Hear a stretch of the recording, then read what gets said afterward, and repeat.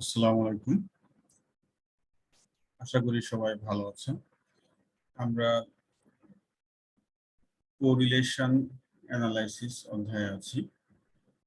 প্রথম দুটি টিউটোরিয়ালে আমরা দুটি ম্যাথ অর্থাৎ দুটি সমস্যা সমাধান করেছি। আমরা থার্ড একটি প্রবলেম নিয়ে কাজ করব। এখানে বলা হচ্ছে ফ্রম দ্য ফলোইং ডেটা, এখানে এক্স এবং ওয়াই নামে দুটি চলক আছে এবং এক্স ওয়াই চলকের কিছু মান আছে। এক্স চলকের 5টি মান, ওয়াই চলকের 5টি মান আছে। কোশ্চেন হচ্ছে, বলা হচ্ছে কোএফিসিয়েন্ট অফ কোরিলেশন বের করতে হবে। 2 নম্বরের স্ট্যান্ডার্ড এরর অফ আর বের করতে হবে, অর্থাৎ যে কোরিলেশন আমরা বের করব তার স্ট্যান্ডার্ড এরর বের করতে হবে। আরেকটি হচ্ছে প্রবাবল এরর অফ আর, অর্থাৎ যে আর আমরা কোরিলেশন বের করব তার প্রবাবল এরর। আমাদেরকে এই কোশ্চেন সলভ করতে গেলে মাথায় রাখতে হবে আনসার হবে 3টি। 1 নাম্বার আমরা আর এর মান বের করব, 2 নাম্বার আমরা আর এর স্ট্যান্ডার্ড এরর বের করব, 3 নম্বরে আর এর প্রবাবল এরর বের করব। তো সমাধানে চলে আসি। আমরা যথারীতি একটি টেবিল করব, ক্যালকুলেশন টেবিল। এখানে আমাদের একটি হবে টাইটেল রো, এই টাইটেল রো, একটি হবে সামেশন রো, আর প্রতিটি ডেটার জন্য একটি করব 1 2 3 4 5 আর এটি 6। তাহলে আমার এক্স ওয়াই এর মান সহ এখানে যদি 6টি কলাম থাকে, 1 2 3 4 5 6, তাহলে এখানে আমাকে রো করতে হবে 7টি। একটি রো বাড়াতে হবে সামেশনের জন্য। আর এখানে কলাম সংখ্যা, এই যে এটি হচ্ছে আমার কলাম, লম্বা যেটি এটি কলাম, কলাম সংখ্যা হবে কোরিলেশনের ক্ষেত্রে 5টি। আমি আগের টিউটোরিয়ালে এ ব্যাপারে সুন্দরভাবে বুঝিয়েছি। X y, x square y square এবং এক্স ইন্টু ওয়াই। এখানে আমাদের কোশ্চেন থেকে এক্স এর মানগুলি ইনপুট দিব 6 8 10 12 14। এখানে দেখুন 6 8 10 12 14। ঠিক একইভাবে ওয়াই এর এই মানগুলি আমরা ইনপুট দিব। ওয়াই এর মান আমাদের আছে 4 6 7 9 এবং 10। এরপর আমরা এক্স স্কোয়ারের মান বের করবো, 6 6 36, 8 8 64, 10 10 100। এভাবে আমরা এক্স স্কোয়ারের মান বের করব।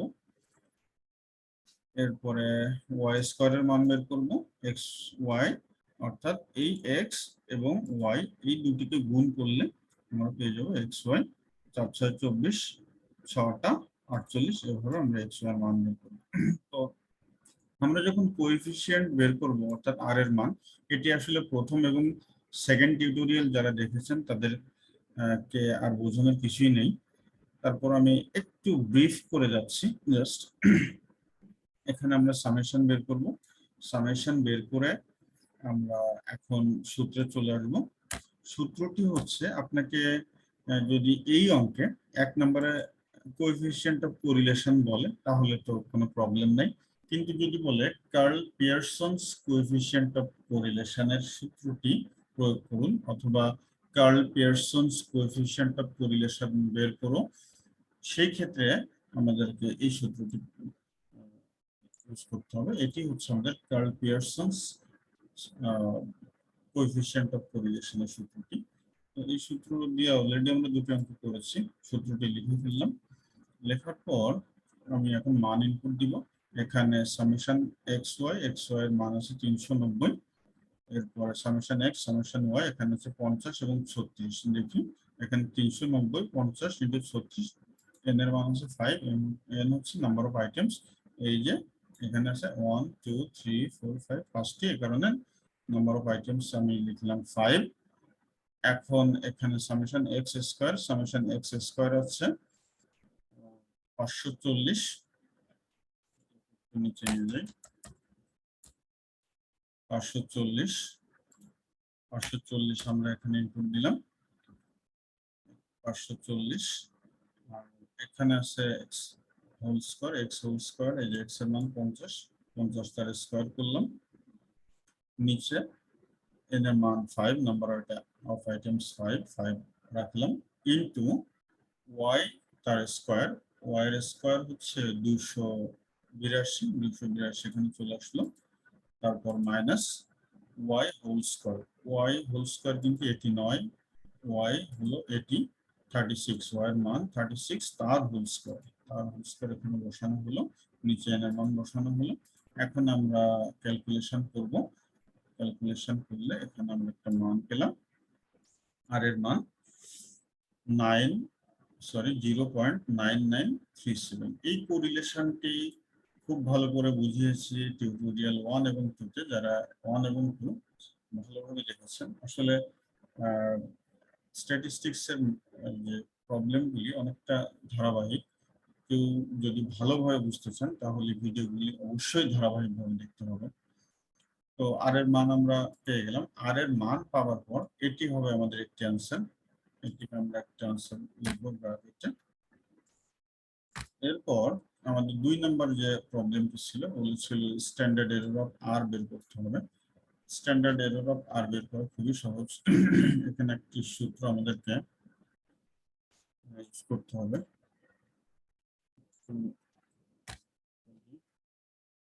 স্ট্যান্ডার্ড এরর অফ আর, এখান থেকে যতটুকু দেখা যায় একটু বুঝিয়ে নিই। এখানে জাস্ট দেখুন, standard error of r, S for standard, E for error, R for correlation বা কোরিলেশনের যে আমরা স্মল আর দ্বারা প্রকাশ করি সেটা। তো এটিকে স্ট্যান্ডার্ড এরর অফ আর এভাবে লিখতে পারি, আবার সরাসরি এভাবে লিখেও সমান লিখতে পারি, 1 minus r square divided by root over n। তো 1 মাইনাস আর স্কয়ার, আর এর মান আমরা অলরেডি পেয়ে গেছি, আর এর মান কোনটি? এটি। আমরা এখানে নোট আকারে দিয়ে দিতে পারি যে আর এর মান 0.9937। তো 1 মাইনাস 0.9937 এর উপর স্কয়ার আছে, এই কারণে আমরা ব্র্যাকেট ক্লোজ করে স্কয়ার করেছি। আর n হচ্ছে রুট ওভার n, আমরা জানি n এর মান হচ্ছে আমাদের নাম্বার অফ আইটেমস, অর্থাৎ এক্স বা ওয়াই এর যে এই চলকের যতগুলি মান থাকে সেই মানকে আমরা বলি n। তো আমাদের হাতে 5টি মান ছিল, এর কারণে এখানে রুটের ভিতরে 5 আসবে। এখন আমরা এটিকে ক্যালকুলেশন করব, 1 মাইনাস এই যে এই অংশটি, এটিকে স্কয়ার করব, স্কয়ার করলে আমরা এই মানটি পাবো, আর 5 এর রুট করব, রুট করলে আমরা নিচের মানটি পাবো। এরপর 1 থেকে আমরা 0.98743 বাদ দিব, দিলে পেয়ে যাব 0.01257, তাকে ভাগ করব 2.236 দিয়ে, এই অংশটি করার পর আমরা মান পেয়ে যাব এটি। এটি আমাদের স্ট্যান্ডার্ড এরর অফ আর। তাহলে স্ট্যান্ডার্ড এরর অফ আর বের করার সূত্র খুবই সিম্পল।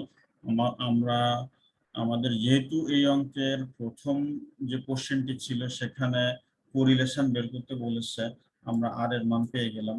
যদি কোরিলেশন বের করতে না বলতো, সরাসরি এই অঙ্কটি দিয়ে যদি বলা হতো স্ট্যান্ডার্ড এরর অফ আর বের করো, তাহলে আপনাকে অবশ্যই আগে কোরিলেশন বা আর এর মান বের করে নিতে হতো, এটিকে আমরা তখন আনসার লিখতাম না। কিন্তু আমাদের আর বের করার সুবিধার্থে, অর্থাৎ স্ট্যান্ডার্ড এরর বের করার জন্য আর বের করে নিতে হতো।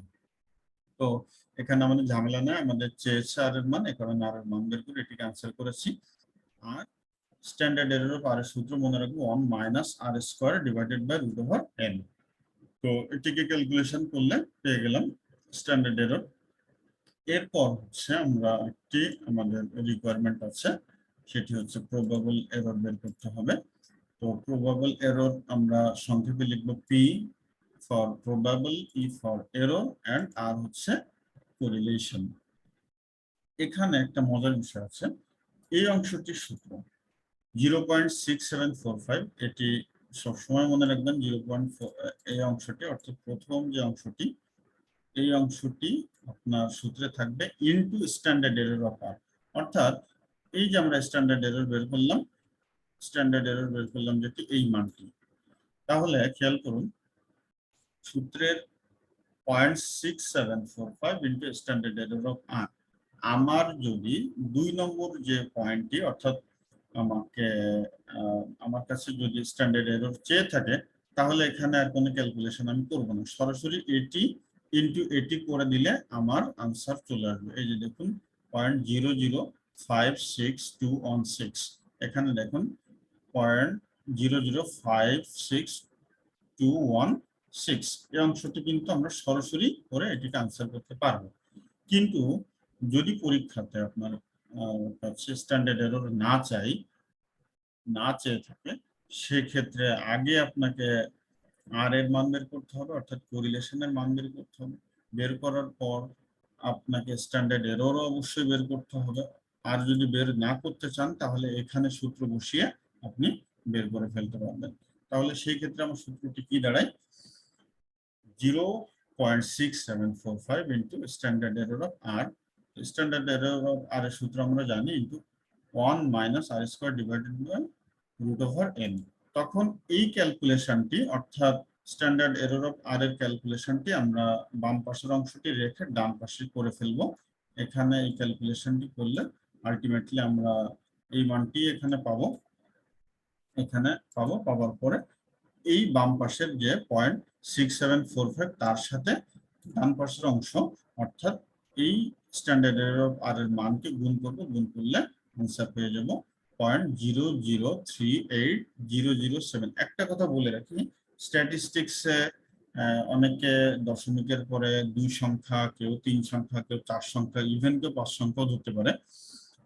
সেক্ষেত্রে যদি এখানে এমন আসে 0.00379 সামথিং, তাহলেও আনসার সঠিক হবে। প্রত্যেকটি ক্যালকুলেশনে এখানে যদি 005 তারপর আবার 5 হতো, তারপর 5 হতো, অর্থাৎ এখানে যদি সামান্য একটা দুইটা সংখ্যা কম বেশির জন্য রেজাল্ট ভ্যারি করে, তাতে আমার কোনো মার্কস কাটা যাবে না। তো আশা করি সবাই বুঝতে পেরেছেন যে আমরা আসলে একটা অঙ্ক, একটা প্রবলেম যেখানে কোএফিসিয়েন্ট অফ কোরিলেশন চাইতে পারে, সেখানে স্ট্যান্ডার্ড এরর অফ আর, অর্থাৎ কোরিলেশনের স্ট্যান্ডার্ড এরর চাইতে পারে, প্রবাবল এরর চাইতে পারে। আবার এমন হতে পারে যে কোএফিসিয়েন্ট, কোরিলেশন এই দুটি, প্রথম দুটির কোনোটিই চায় নাই, তৃতীয়টি চেয়েছে। যদি তৃতীয়টি চাই, তাহলে কিন্তু আপনাকে প্রথম এবং দ্বিতীয় দুটিই আপনাকে সমাধান করে তারপর এখানে আসতে হবে। ধন্যবাদ।